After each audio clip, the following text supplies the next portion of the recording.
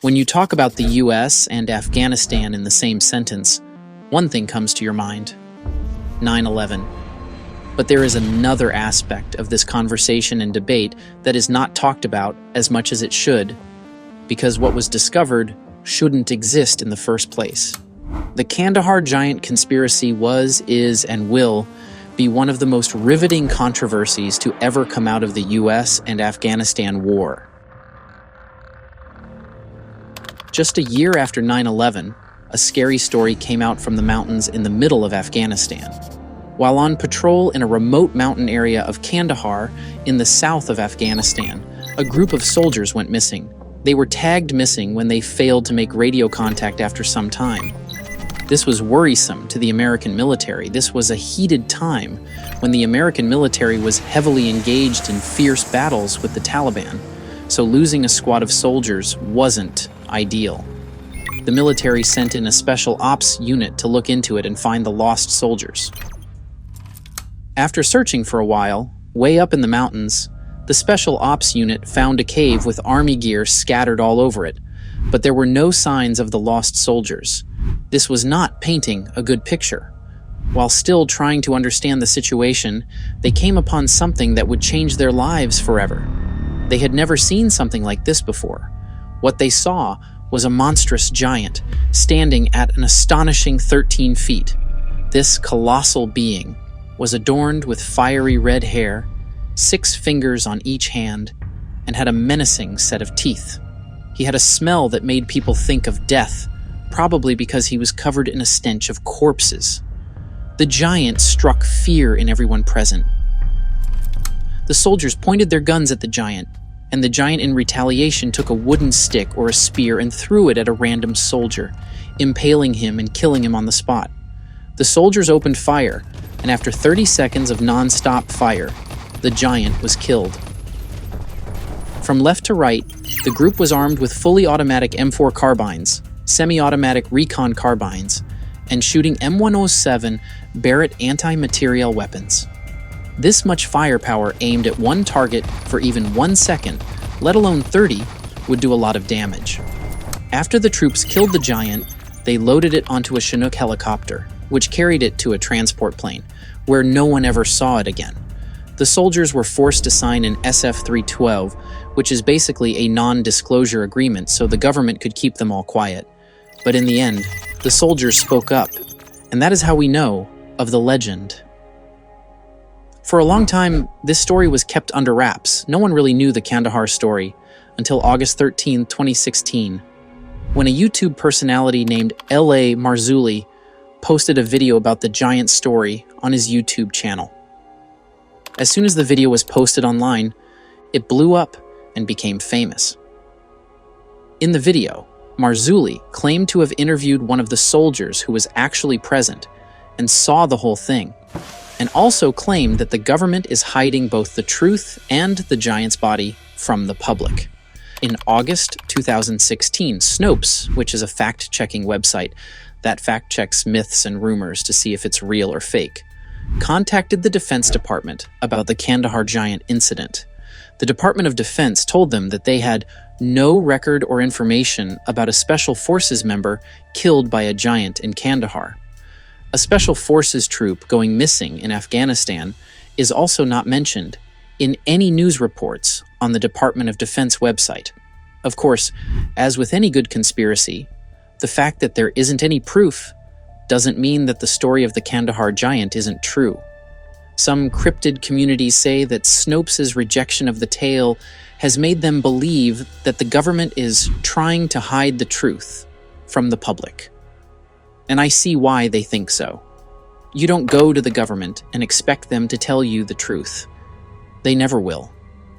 But because the government said the story was a lie, Snope reported the story to be a lie, which, if I think about it, makes Snopes' report not true, because their source are known for lying. Around the same time that Snopes showed the story to be false, L.A. Marzulli came out and told several right-wing websites that the US government was hiding this spectacular story, and that those in power had a vested interest in keeping the truth of biblical prophecies from the public. The first time giants were recorded in the Bible was in Genesis. Back then, they went by a different name, Nephilim. The Nephilim were a group of strange beings or people who were unusually big and strong. They lived before and after the flood. They are the very first giants. The next famous giant was Goliath, a Philistine warrior in the book of Samuel, who was killed by David. Goliath was a big human, growing as tall as 9 feet 9 inches. The reason I mention Goliath is because of his nationality, which is modern Palestine, which is located in the Middle East, and in a way is close to Afghanistan.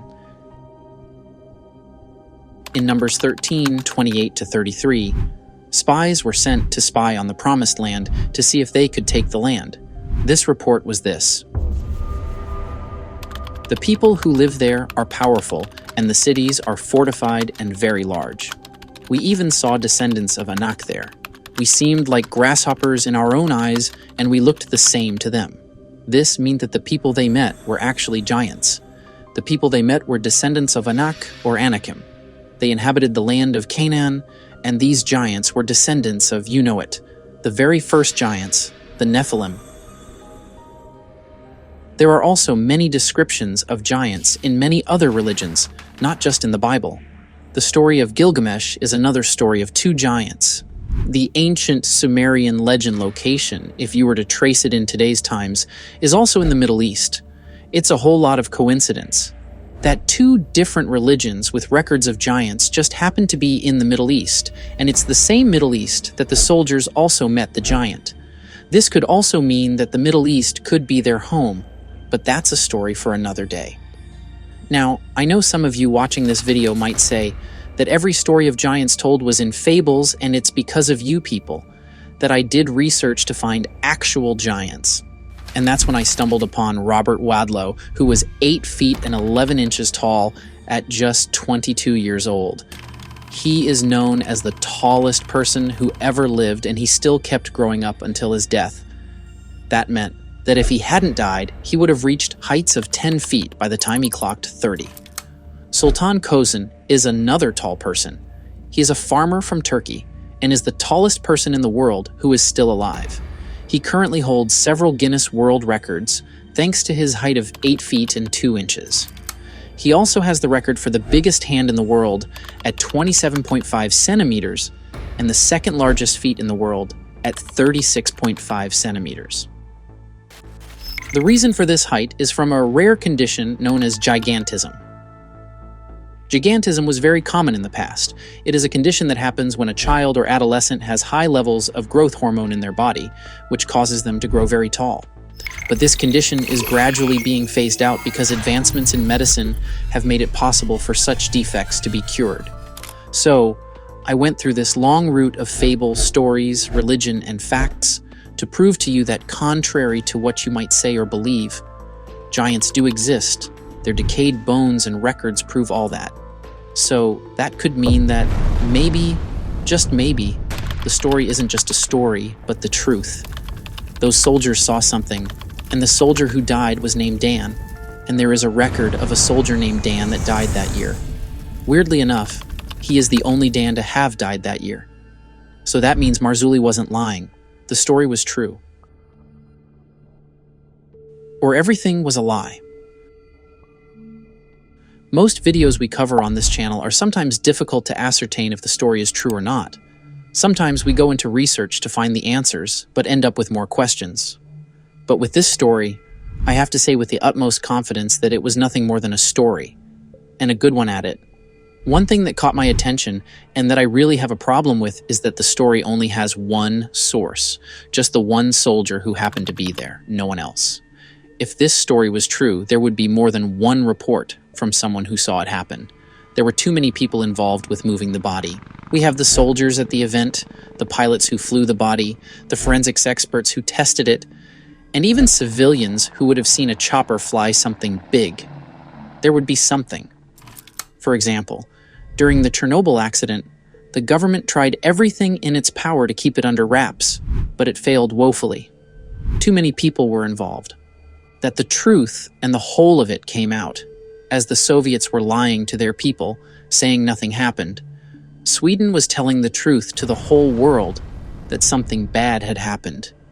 It was just too big to hide. But in this case, there is only one story told from the point of view of an anonymous soldier. And from Marzulli's point of view, when it comes down to details, he is vague.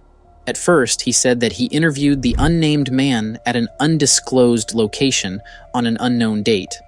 The man who Marzulli claims shot and killed the giant doesn't give any details on the location of the alleged incident, other than to say it was a remote location in Afghanistan in 2002. He just says that he and some other people were sent in to find the missing patrol. While they were there, they saw a giant with red hair come out of a cave and stab his friend, whom he called Dan, with a big wood. The only service member with the first name Dan or Daniel was Sergeant First Class Daniel A. Romero, who died in Kandahar in 2002 with 3 other soldiers while cleaning and disposing of explosives. But it's the government, so I take what they say with a grain of salt. But this is the nail in the coffin. This image. This one image was responsible for bringing the story back to the limelight in September 2023 after it died down in 2016. People started talking and making claims that, alas, the story of the Kandahar giant is true. The picture was uploaded by a page named Marvelous Taj, and in the caption they claimed that the giant of Kandahar was photographed in 1923. After much digging, I came across the origin of this image that looks so convincing. It was from a Facebook group known as Cursed AI. The group posts AI-generated images, testing, and tweaking the prompts to see what they can create. And this picture is one of their creations. To show you how far AI-generated images have come, I decided to do a little test. I will show you 4 files. 2 are AI, and 2 are real, and I want you to choose which one is AI and which isn't. So, now that some of you failed, you can begin to see how easy it is to fall victim to this story. In fact, a news report went viral in January, where a finance worker at a multinational firm was duped into paying out $25 million to fraudsters, using deepfake technology to pose as the company's chief financial officer in a video conference call. The duped finance worker wasn't at fault, because he thought he was talking to the CFO of the company, along with other co-workers of the company. There was no need to think it was foul play. This is just a great example of how a very convincing AI can be used to promote fake stories or claims. I do wish the story was true because I think our world is a fascinating place, not just to us, but to every being in existence. But I can't believe I am saying this, but I side with the government on this. The Kandahar giant conspiracy is nothing more than just a very good story.